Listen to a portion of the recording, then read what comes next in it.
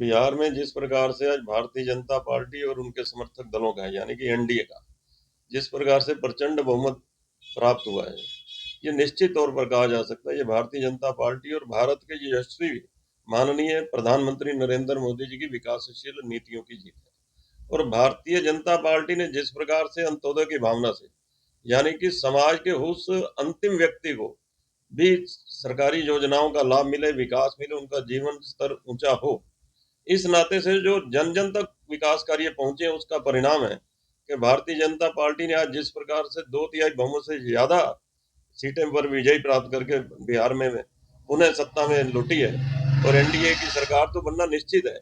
ये भारतीय जनता पार्टी की सरकार की नीतियों पर बिहार की जनता ने जो मोहर लगाई है, निश्चित ही 2047 तक तो भारत सरकार का एक सपना है दो विकसित भारत बनाने का, और विकसित बिहार भी बनेगा और विकसित भारत भी बनेगा। ये उसको दिया गया एक बहुत बड़ा समर्थन जो है बिहार की जनता का हृदय की गहराइयों से, और वहां के समस्त कार्यकर्ताओं का भी आभार व्यक्त करता हूँ, संगठन का भी, जिन्होंने पूरी कड़ी मेहनत के बलबूते का नतीजा है कि आज भारतीय जनता पार्टी की प्रचंड जीत बिहार में हुई। कांग्रेस की तरफ से आरोप लगाया जा रहा था वोट चोरी का, और कांग्रेस पार्टी जो है मात्र 4 से 5 सीटों पर सिमट गई है बिहार में, क्या कुछ कहना चाहिए? ऐसा है कि वैसे तो उनके आरोप तो सदैव निराधार रहते हैं, और चोर वोट चोर की बात करना ये मुझे नहीं लगता उनको शोभा देता है। फिर भी वो विपक्ष का काम है अनर्गल प्रचार करना, कोई विशेष मुद्दा सरकार के खिलाफ है नहीं। और मैंने कल भी कहा था, इंटरव्यू के माध्यम से भी कहा था कि जब मतदान केंद्रों पर हम पहुंचते हैं मतदान करने के लिए, तो वहां BLA 2 और BLA 1 की व्यवस्था होती है। हर राजनीतिक दल और प्रत्याशी का अंदर एक एजेंट बैठा होता है। यदि वोट चोरी की बात हो तो वो रोक सकता है किसी को जाली वोट डालने से। फिर इस प्रकार का प्रचार करना कांग्रेस की और उनके सहयोगी दलों की एक नीति बन गई है, क्योंकि किसी प्रकार से उनके पास सकारात्मक सोच तो है नहीं, और नकारात्मक सोच को समाज हो, राष्ट्र हो, कोई भी हो, उन्हें नकार देता है। इस प्रकार उनको विपक्ष को चाहिए जनता के मुद्दों को उठाए और जनता के मुद्दों को उनके समाधान करवाने का प्रयास करे। कांग्रेस धरातल में भी कुछ नहीं है और वैसे भी कुछ नहीं, हवाबाजी में इस प्रकार के बयान देना उनकी परिपाटी बन गई है, और इसके बारे में ज्यादा क्या कहना है।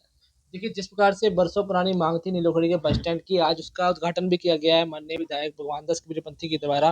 क्या कुछ कहना चाहेंगे इस बारे में? बिल्कुल, आपकी बात सही है। ये 4 दशकों से ज्यादा लंबे समय से एक मांग चल रही थी, और भारतीय जनता पार्टी के जब 2014 और 2019 के बीच भी माननीय मनोहर लाल जी मुख्यमंत्री थे, तब भी यहाँ के विधायक भगवान दास कबीरपंथी थे, तो उन्होंने इस मांग को जोर शोर से उठाया था, और उसके लिए उन्होंने हर संभव प्रयास भी किया।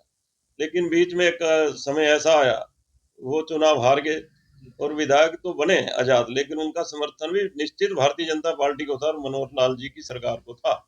लेकिन कहाँ त्रुटि रही, क्योंकि कोई भी काम करने के लिए समय लगता है, स्थानांतरण जगह का होना था, और जब चयन जगह का हुआ, और अभी 1 वर्ष पूर्व मुझे लगता है कि हमारे विधायक भगवान दास जी ने इसको विधानसभा के पटल पर इस मुद्दे को उठाया था, और भी अनेक मुद्दे उठाए थे।